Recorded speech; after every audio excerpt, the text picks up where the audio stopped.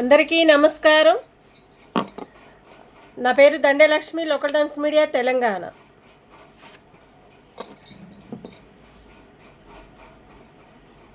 ఈ రోజును కూడా చెత్త ఊడిసే వాళ్ళ గురించి చాలా చాలా అంటే చాలా ప్రాబ్లమ్స్ అవుతుందని చెప్తున్నారు ప్రజలు. ఏ ఏరియాలో కూడా కరెక్ట్ లేరు సిస్టమ్. భారతీయ జనతా పార్టీ వాళ్ళు కూడా, వాళ్ళు మహిళలు లేడీస్ కూడా చెప్పటం జరిగింది మాకు భారతీయ జనతా పార్టీ నుంచి. అట్లాగనే కాంగ్రెస్ పార్టీ వారి గురించి కూడా చెప్పారు, కరెక్ట్గా పట్టించుకోవటం లేదని. బీజేపీ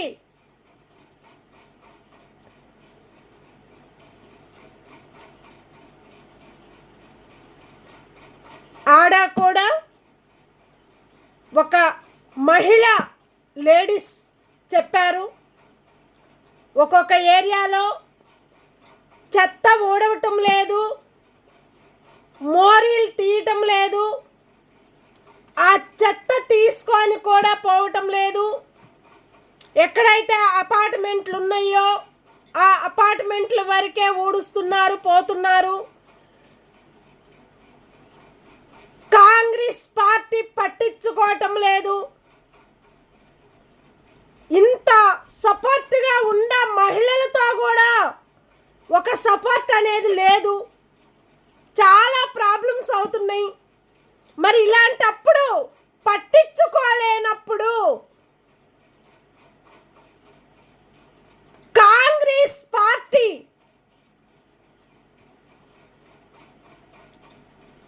ప్రజల్ని ఎందుకు పట్టించుకోవటం లేదు?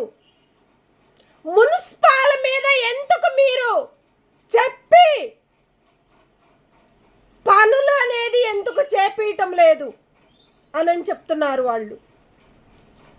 ఆల్మోస్ట్ వీడియో కూడా తీసి మాకు పంపించారు, మేము చూసాం కాబట్టి నిన్న మేము పంపించాము. ఎక్కడా కూడా రోడ్డు అనేది కరెక్ట్ లేదు.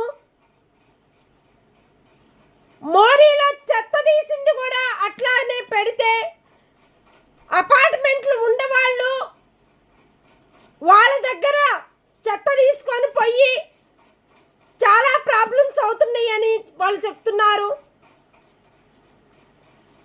వాళ్ళ ఇష్టం అది. అపార్ట్మెంట్లో ఉండేవాళ్ళు వాళ్ళు ఏదో చేసుకున్నారు, తీసుకున్నారు, అయిపోయింది. దాంట్లో ఎలాంటి ప్రాబ్లం లేదు.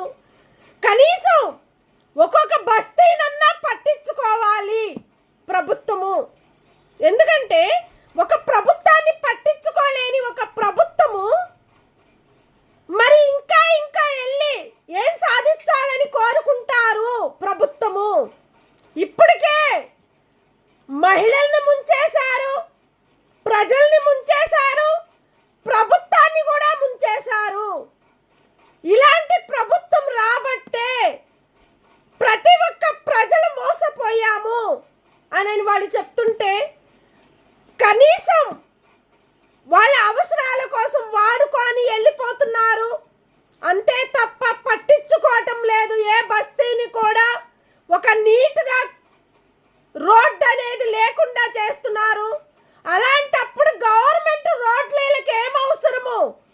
అలాంటి చెత్త ఊడ్చే వాళ్ళని ఎందుకు పెడుతున్నారు? పెట్టకండి. వాళ్ళతో ఇబ్బంది లేనప్పుడు, వాళ్ళు పని చేయలేనప్పుడు అలాంటి వాళ్ళని ఎందుకు పెట్టాల్సి వస్తుంది? అదే ఇళ్లలో కిరాయిలకు ఉండేవాళ్ళు, ఇంటి ఓనర్లు, ప్రతి ఒక్క ప్రజలు కూడా ఎవరి ఇళ్ళ ముందు వాళ్ళకి ఊడుచుకుంటూ పోతారు.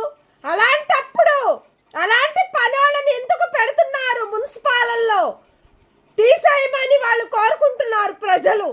ఏ రోడ్లు కరెక్ట్గా ఊడవలేనప్పుడు మంచిగా ఊడ్చే వాళ్ళని పెట్టుకోవాలి రోడ్లకి.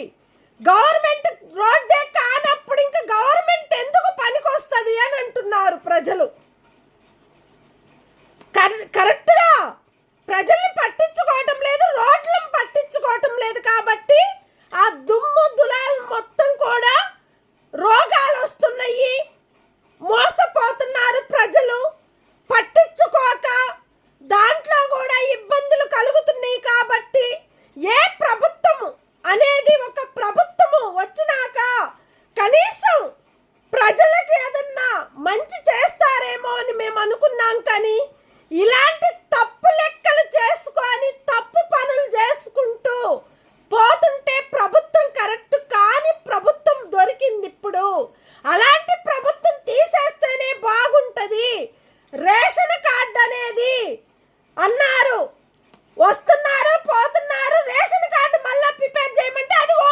పట్టించుకోవటం లేదంట.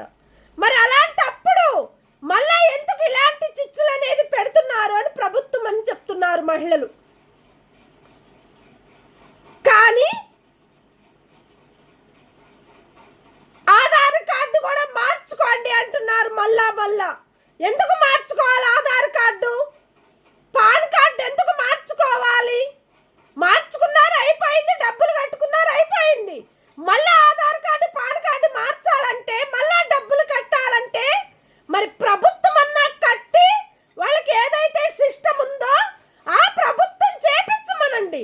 డబ్బులు లేకుండా, ఒక్క రూపాయి తీసుకోకుండా డైరెక్ట్ ప్రభుత్వం నుంచే Aadhaar card, pan card, ration బియ్యము, బొక్కు గవర్నమెంట్ నుంచే ప్రభుత్వం తీసుకురమ్మని చెప్పండి. డబ్బులు ఒక్క రూపాయి కట్టనీయకుండా ప్రభుత్వం పట్టించుకోమనండి.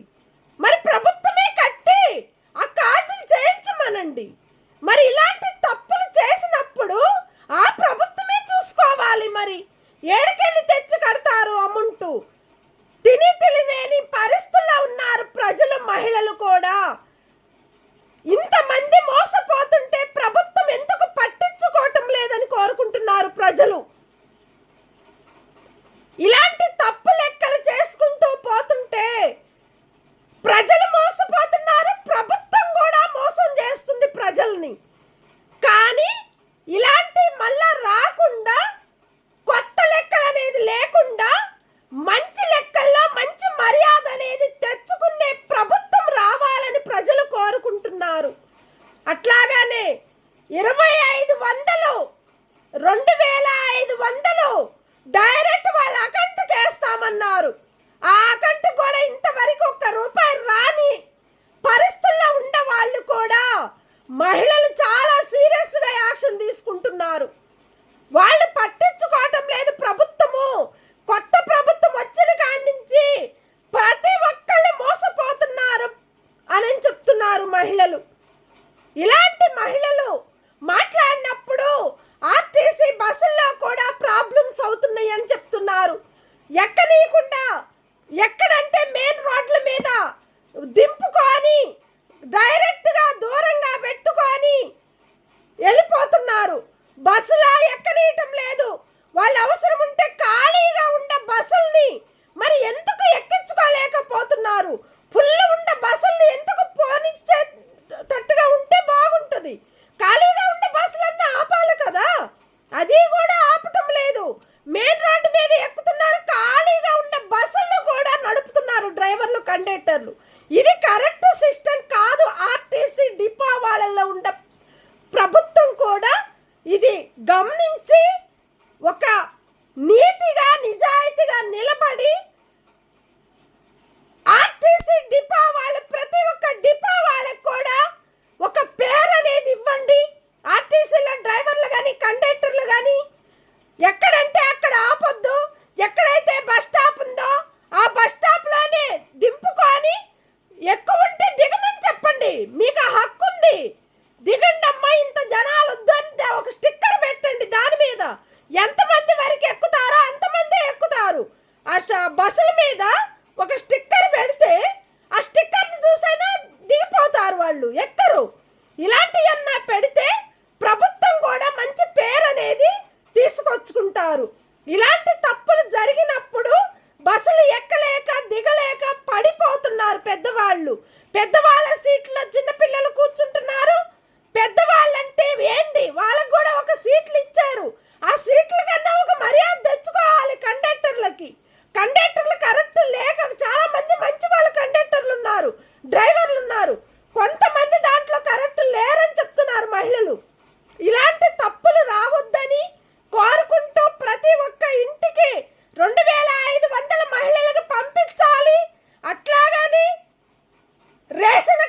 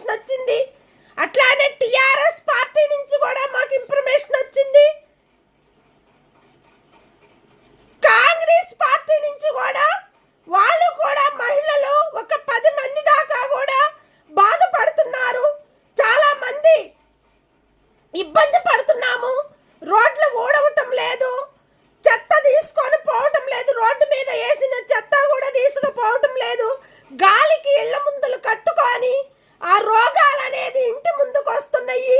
ఇలాంటి తప్పులు జరిగినప్పుడు ఇలాంటి సపోర్ట్ కూడా మహిళలకు ఇవ్వాలని కోరుకుంటూ, చాలా మంది పేదవాళ్ళ బతుకుల్ని బతికించి వాళ్ళని గమనించి ప్రభుత్వం పట్టించుకోవాలి. ఇమ్మీడియట్లుగా ఏదైతే వాళ్ళు ఒప్పుకున్నారో ఆ ఒప్పుకున్న దానికి మర్యాద అనేది ప్రభుత్వం తీసుకురావాలని కోరుకుంటూ, ప్రతి ఒక్క ప్రభుత్వాలకు కూడా ధన్యవాదాలు. Thank you. Dandalakshmi, social media, Telangana. ప్రతి ఒక్కళ్ళు కూడా న్యాయానికి నిలబడండి. అన్యాయాలకు పోతే ఆ అన్యాయమే ఎప్పుడైనా మనకు చుట్టుకుంటుంది. అది గమనించి ఆలోచించుకొని ప్రజల్ని, మహిళల్ని, ప్రభుత్వాన్ని పట్టించుకొని మన అంతల మనమే ప్రతి ఒక్క